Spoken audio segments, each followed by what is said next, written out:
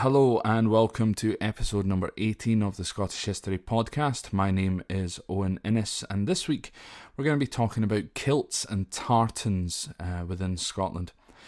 Just before we get into the podcast, I just want to apologise. It's been almost a month since I last did a podcast. Through no particular reason, unfortunately, just a lot going on, and but the promising thing is I'm back, and hopefully we're going to get on to one podcast a week again moving forward. The second thing to mention is, of course, to those of you who may be joining us for the first time. If you're joining the podcast for the first time, I do recommend that you go back to the beginning and listen through, not necessarily in chronological order, as with all of this, I'm not going through history in chronological order. But if you are new to it, go back to the beginning and start from there, folks, okay? This, you can happily start with this podcast, but then go back to previous episodes. I do recommend doing so. So this week, kilts and tartan, the first question that I usually get asked is, why is a kilt called a kilt?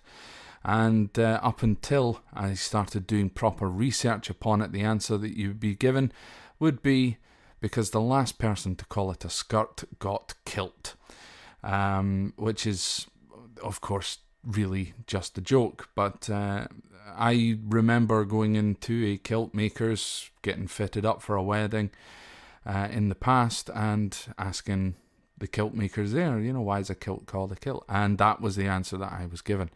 So it'll tend to be the answer that you will hear, but today hopefully you'll find out the real reason why. So the first recorded kilt in terms of the Scottish kilt, realistically, was in the 16th century, and it was called the Great Kilt. This was a garment that wraps around the waist and was long enough that the top half could also be used as a coat. So you're looking at the very grand versions of the kilt, the ones with the big shawl that comes up and over the shoulder. In the 18th century, the small kilt, better now known as the modern kilt, became popular. That is basically just the bottom half. So that's the kilt that you would usually see people wearing today. The name kilt has throughout the course of history been subject of much debate, but kilt is an old Scots word which means to tuck clothes around the body, and derives from the Old Norse word. Now I apologise if I'm incorrectly pronouncing this, but I believe it would be kilta. Kjalta, so kiltja, meaning to lap or to fold a skirt. The kilt is likely to have evolved from a woolen cloak called a brat that may have been plain, or if the wearer was wealthy, might have had a tartan style design. During the course of the 16th century, these cloaks had grown to a length of around 7 yards long. So the whole kilt would be completely unravelled. It would be around 7 yards in length. And it had to be secured with a belt, leading to belt loops being incorporated into the kilts by the 18th century. So nowadays, whenever you get a kilt, regardless of what type of kilt you end up with, be it a great kilt or a more modern kilt or a small kilt, you're going to end up with, there's going to be belt loops around the waist to hold it up, really. The last thing that you want to happen is a kilt to fall down. So with the Great Kilt, the extra fabric, as I mentioned before, could be brought up and over the shoulder, and then could be used as a hood during the inevitable Scottish downpour, or as a camping pillow and or blanket if forced to sleep out in the elements. So essentially it could be pulled up over your head as a hood, keeping your hair nice and dry, keeping your face, keeping the rain, the snow, etc. off of your face. But also if you ended up having to sleep out, camp out in the woods, you could just bunch it up into a ball, put your head on it, and fall asleep against a tree. So I regularly do get asked about the point or the necessity of a kilt. What was the whole idea behind the kilts being invented, so to speak? So a description that I found from 1746 stated that men could make quick marches to bear out against inclement weather, to wade through rivers, and to take shelter in huts, woods, and rocks. So if you think about that, the lowlanders, so of course kilts and the is referred to as Highland dress. So the lowlanders, so the folk living down sort of in Edinburgh, Glasgow, that sort of area, wouldn't be wearing kilts as such. They would be wearing trousers made from wool. When trousers get wet, especially if you've been running through a puddle or through a field, in the bottoms, around the cuffs, around the bottoms of your trousers, when they start to get wet, they get heavy. When they get heavy, they pull down. The kilt being only knee-high and held by this time by belts would eradicate that particular problem. However, contrary to belief, the kilt was generally removed before battling, and the Highland charge was conducted wearing only a shirt that was made from leather, linen, or canvas that itself was knee length. So, contrary to the popular belief, again, we're talking about movies, we're talking about TV here. Of course, more likely referring to, Braveheart, Outlander, etc. So the Highlanders would not really be wearing their kilts during battle. They would just be wearing this shirt, and pretty much only that shirt. You would not find anything covering the interesting parts. So the small kilt that you're likely to see today, its real name was the philibeg, which again basically just means small kilt. So the small kilt, philibeg, or walking kilt was invented in the 1720s. This was due to the British government exploitation of the Scottish Highlands after the Jacobite Rebellion of 1715. This was where Highlanders were brought to work making charcoal and smelting iron ore. The great kilts that the Highlanders were wearing at the time were found to be a little too cumbersome in order to perform these particular duties, so the kilt was tailored to contain only the lower half of the great kilt, and this also came pre-pleated, which wasn't the case of previous kilts. So when you look at a kilt on the back side, so on the rear end of the kilt, it is pleated. It's got a really nice, intricate pleated pattern on the back, which does not continue all the way around to the front. So at this point, when the small kilt was made, or the philibeg was tailored in this way, all kilts were now pre-pleated.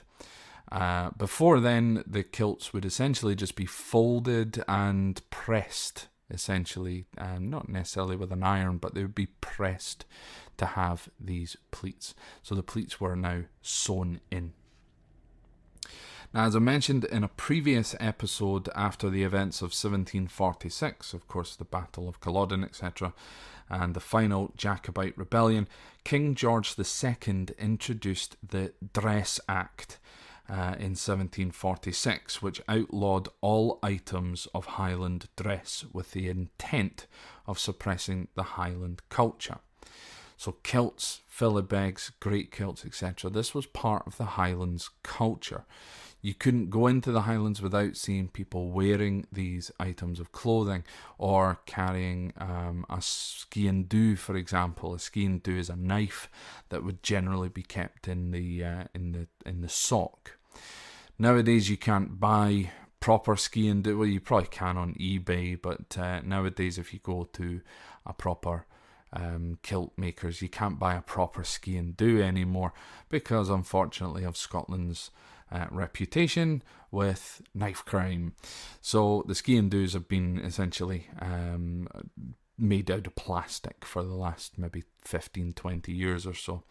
I think I've only ever had a skean dhu once in my life, a proper one, once in my life. So yeah, the Dress Act. So essentially, the kilts were banned. You couldn't wear a kilt. You couldn't speak Gaelic. You couldn't hold clan meetings, etc. During this act of proscription and during the Dress Act.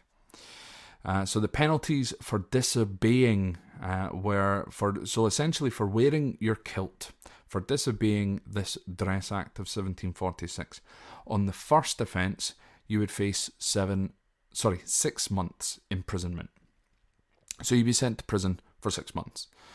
Now that's not necessarily you would face it. You would go to prison for 6 months. On your second offence, it was 7 years transportation. So basically 7 years spent out on the colonies. So this act remained in place for 35 years. So the Dress Act, 35 years of not being able to wear your kilt, being able to wear your Highland dress. The only exception to be able to wear your kilt was if you were part of a British Forces regiment from the Highlands. So the Black Watch, for example, is a Scottish Highland military regiment. They were allowed to continue to wear their kilts.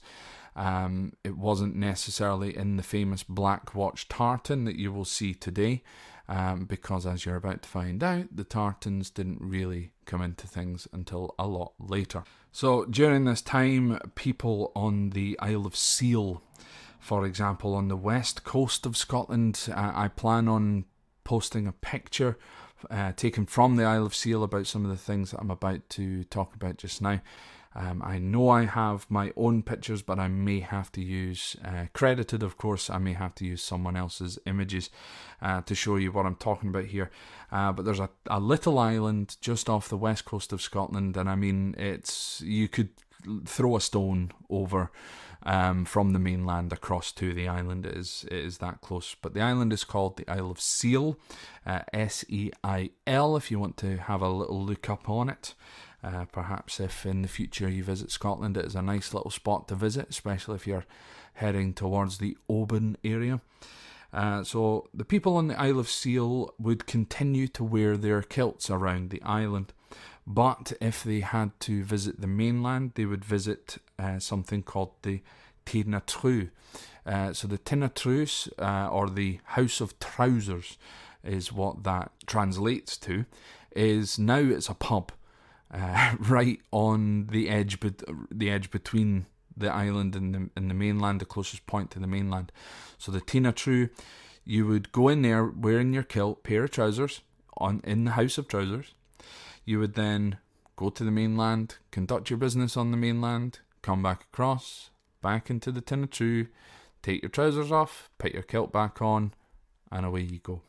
So the Isle of Seal has been connected to the mainland by a bridge since 1793, and I must admit the bridge looks in very, very good condition for how old that is. The bridge itself is called the Clacken Bridge. Again, it was completed in 1793. It spans over part of the Atlantic Ocean, and it is referred to now as the Bridge over the Atlantic.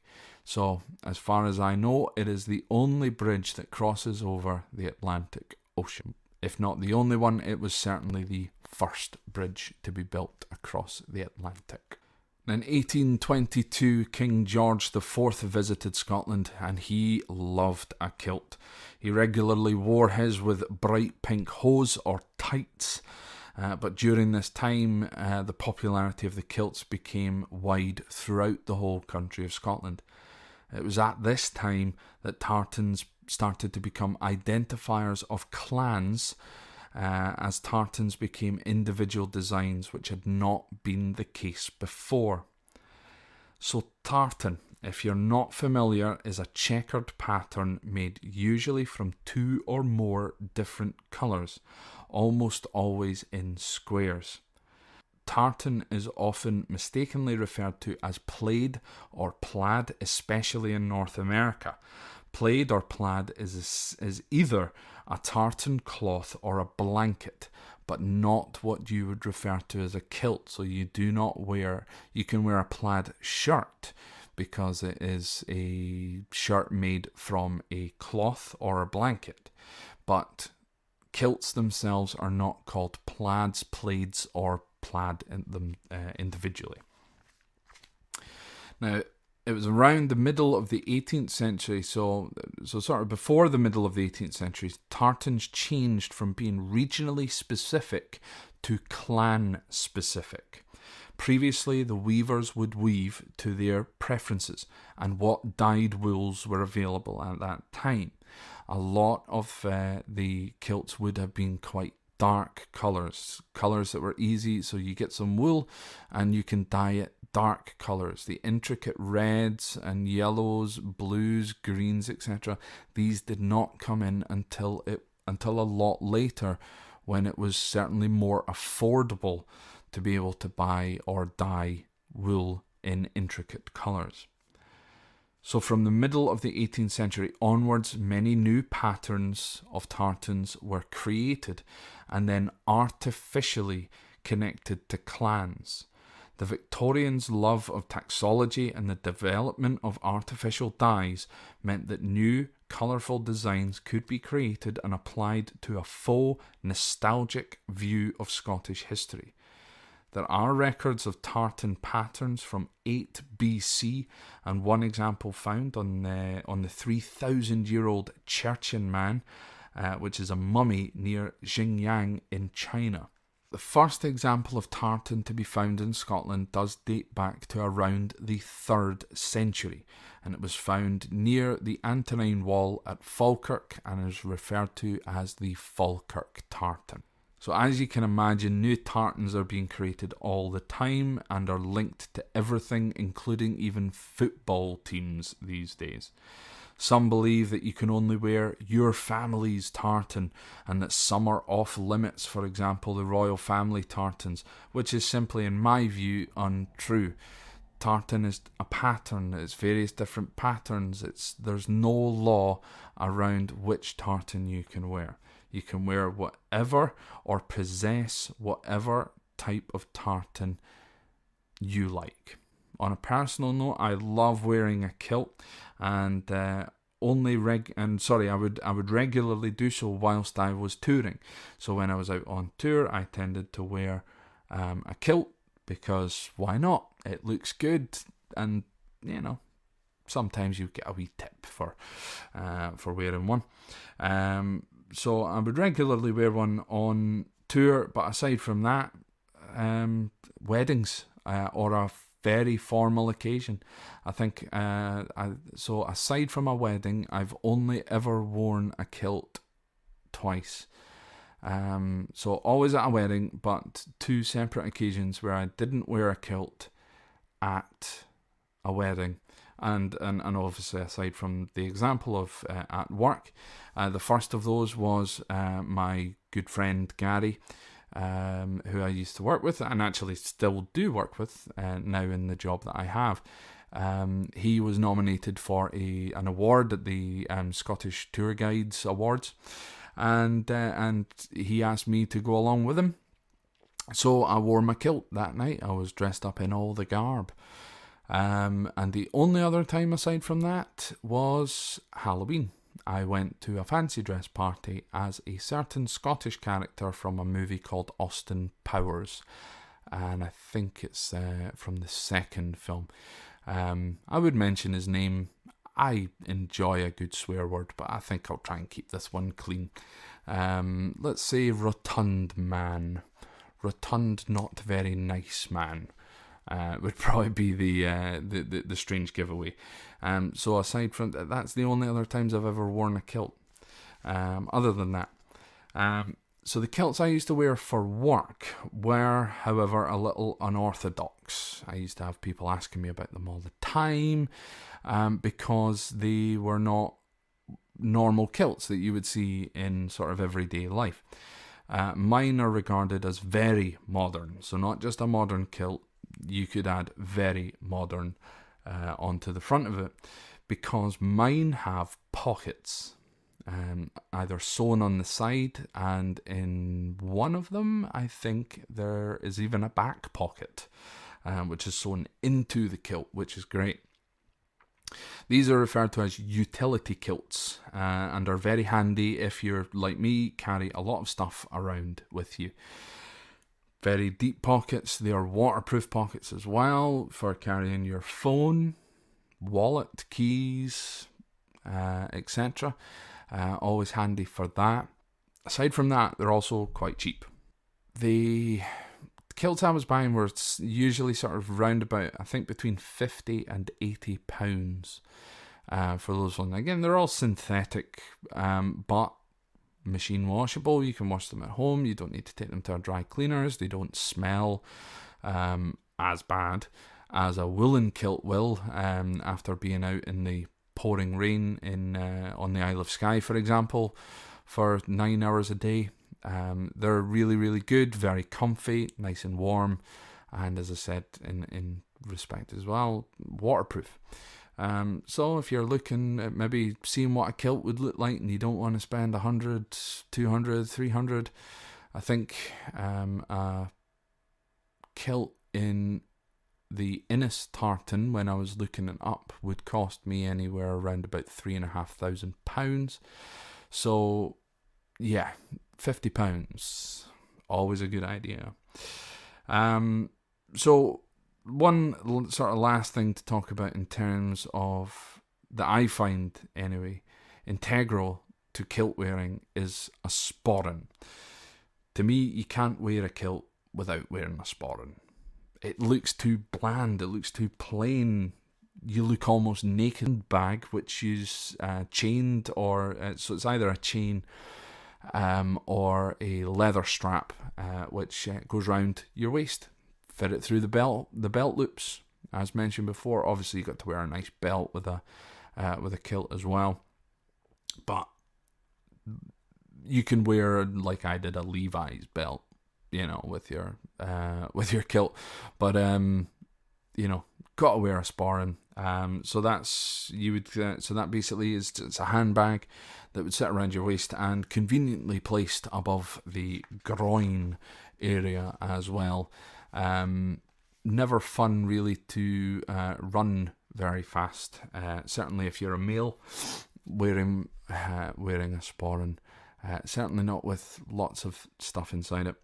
There are even different types of sporrans ranging in size and ornamentation. Day sporrans, they're the ones that I have, and basically they're just small. They've got little ornamentation tassels on the front, but then you get up to a full mask or a horsehair sporran, which are quite large with extreme decoration, with anything up to, I think, about 12 tassels hanging from them. And traditionally you would keep your daily porridge ration, certainly if you were in an army regiment, so your daily porridge ration would be held inside of the sporran, that was usually made from leather and probably decorated with horsehair, or mine is faux badger hair, I think.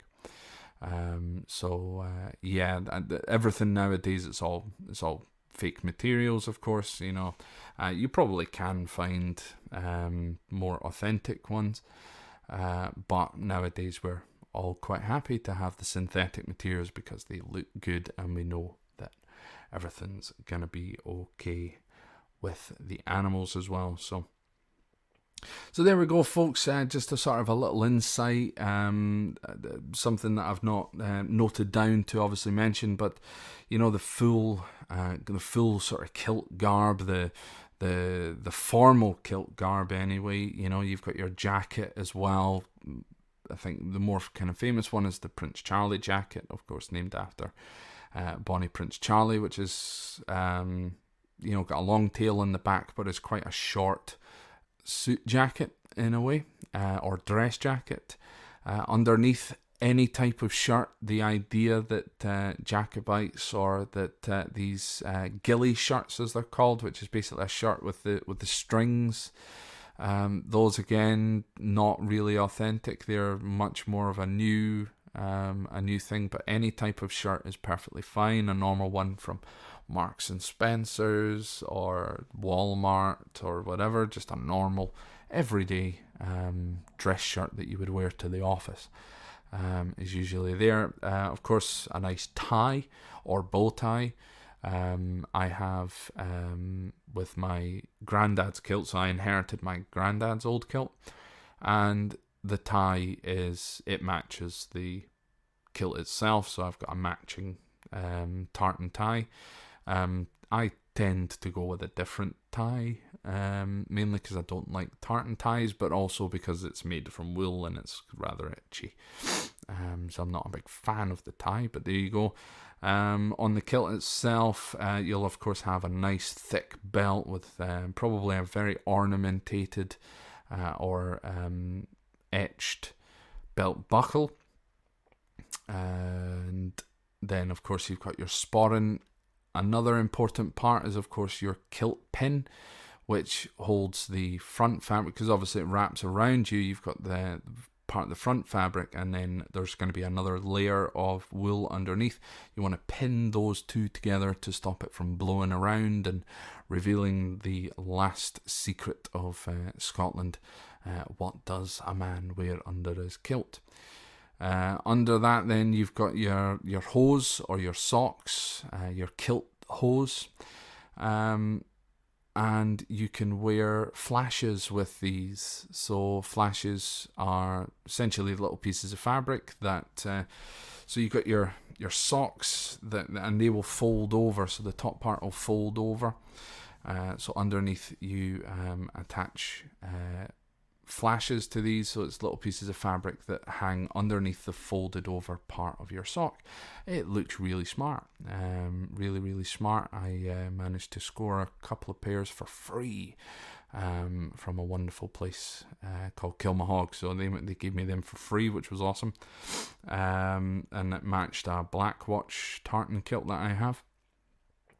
And then the shoes, the dreaded kilt shoes. There is nothing worse in this entire world than wearing a pair of kilt shoes. They are the most annoying pair of shoes that you will ever wear in your life.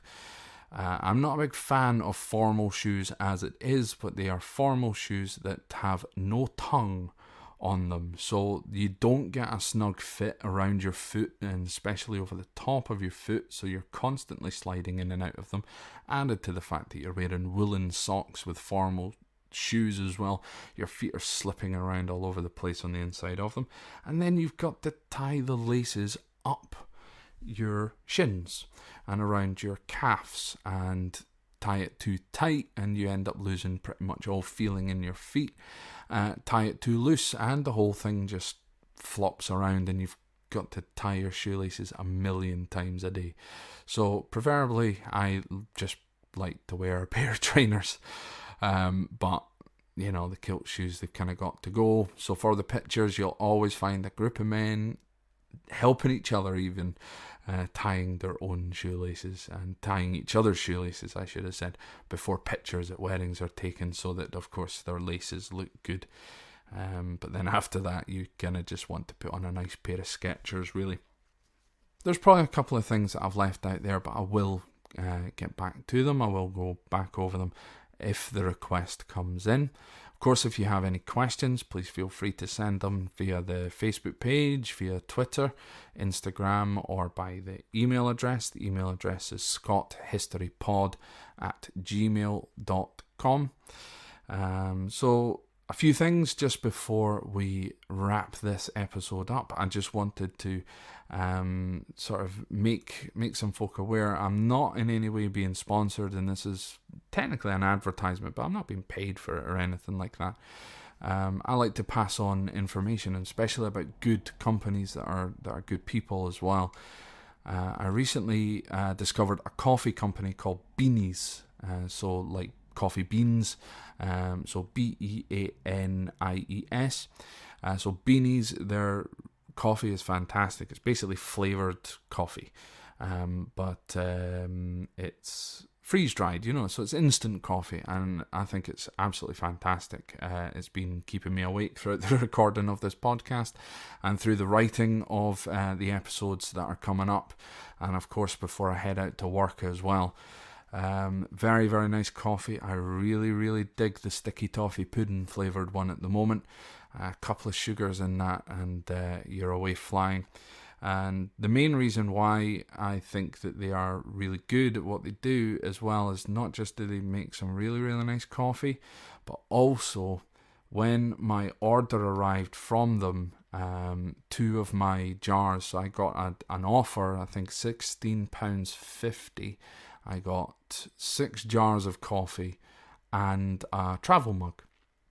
So when it arrived, 2 of the jars had been smashed by the Royal Mail, of course, and my travel mug was missing. Hello to the postman who's probably drinking drinking coffee through my coffee mug. So I immediately got in touch with them. When that arrived, I got in touch with them about 2 o'clock on I think it was the Wednesday afternoon or something like that. They responded immediately. They had no problem whatsoever. They didn't even request proof. I just sent them proof.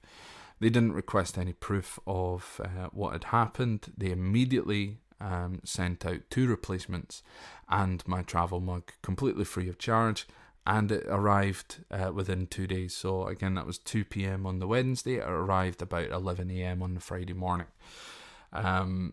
But the main thing is, it's good coffee. If you like coffee, give it a try. If you're international, I think myvitamins.com or myvitamins.co.uk, one of the two, they sell beanies internationally. The beanies website, I believe they only do within the UK.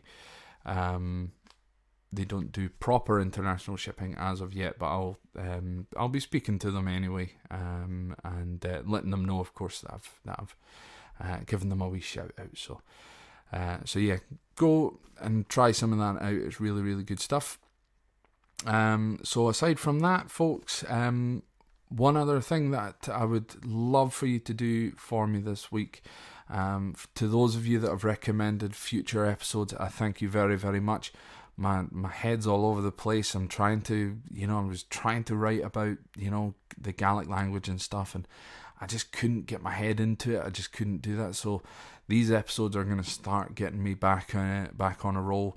So if you have any requests for any podcast, send them through on any episode, any subject whatsoever, and I'll add it to the list. Anything that you want to hear about whatsoever, I'll add it to the list. Even if it's on the list already, I will add it again. I'll make sure that I cover that as soon as possible. So you can do that again via the Facebook page. So on Facebook, just search Scottish History Podcast, or it's facebook.com/Scot History Pod.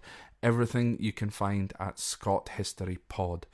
So Scot History Pod on Facebook, Scot History Pod on Twitter, Scot History Pod on Instagram, and scotthistorypod@gmail.com. Simple as that, folks.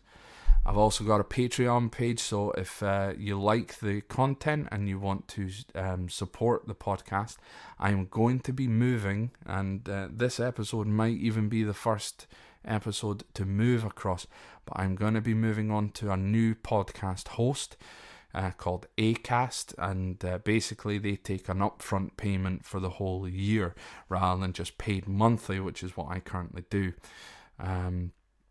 So I'm going to be moving over to Acast, and that basically gives me more insight as to who's listening, where they're listening from, because obviously when I'm interacting with a lot of you guys, unless you tell me where it is that you're from, I don't know where you're from. And I don't want to be one of those Facebook creeps creeping around on your profile to find out who you are. So, sorry, not who you are, but where you're from. So that'll kind of allow me to do that, and again, it uploads automatically to everywhere that I need to upload it. So to those of you that currently support me on Patreon, thank you so much. To those of you thinking about it, head over to Patreon or patreon.com, so that's patreon.com/Scot History Pod. Head over there. I've only got 2 tiers, and I will never ever make another tier. I've got £1 per month, and I think now Patreon automatically converts into your own currency. So if you're in France, Spain, whatever, it converts immediately to euro. If you're in Australia, it'll straight over to Aussie dollars. Same in America and Canada, etc. So, but basically, it's £1 per month or £3 per month. I will never put it any more than that. If you want to make a donation any more than that, you can send me a message. I'll happily receive a donation. You don't have to, however. This whole thing I'm putting out for free. I'm going to try and keep it ad-free for as long as possible. If I move over to Acast, they might want to put adverts on the episode, but I'll put them either before or after. I don't want them coming up in the middle of the episode, because this isn't necessarily to make money. The reason why the Patreon is there is just to help with these hosting fees. It costs money to put out this podcast. I do understand that I haven't had a podcast out for almost a month, and this will be the first one in almost a month, so again, I do apologise for that. But going forward, you're going to see a lot more and hear a lot more from me. Well, that's actually another thing. You're going to see a little bit of me as well, because I'm going to be out and about as lockdown's properly starting to ease now. I can get out and about during the day, go to some spots and tell you some stories out on the road. That's the plan. So yeah, if you're listening on Spotify, Apple, or wherever it is that you're listening to this podcast, please use some form of medium to rate and review the podcast. So if it comes up asking, what do you think of the podcast? 3 stars, 5 stars, 0 stars, whatever, please rate and review. Write a little comment underneath it just to say that you're enjoying the podcast or things that could be done better. I like constructive feedback. I love it when people only send me nice comments. Of course, that's the best thing ever. But I want to hear if people have listened to this episode, what didn't you like about it? Tell me these sorts of things and I can start to work it out. If one of those things, however, is my accent, immediately stop typing. That is not something that I want to hear about. My accent doesn't change because I am Scottish. That is the end of the day. As I start to get comfortable doing podcasts, my telephone voice starts to disappear and my real voice starts to come out. So anyway, please rate and review the podcast. That is a massive, massive thing. And click share. Facebook, click retweet on Twitter. Click whatever it is on Instagram. I don't know. But take a second. You don't even need to write a little comment. Just click share. Share it with your friends. You know, you might have 500 friends, you might have 5 friends, but those 5 friends, those 500 friends are not all online at the same time. So if you're clicking share at different times, different days, then more people get to see it. The more people that get to see the podcast, the more people that we can get on board here. So that's what we want. You know, I want as many people to hear these stories as possible. So again, we got the Facebook, the Twitter, the Instagram. Just search for Scott History Pod. You'll find me. Like the page. Follow on Instagram. Follow on Twitter. I don't really do very much on Twitter or Instagram, but follow me there anyway. Of course, we got the YouTube as well.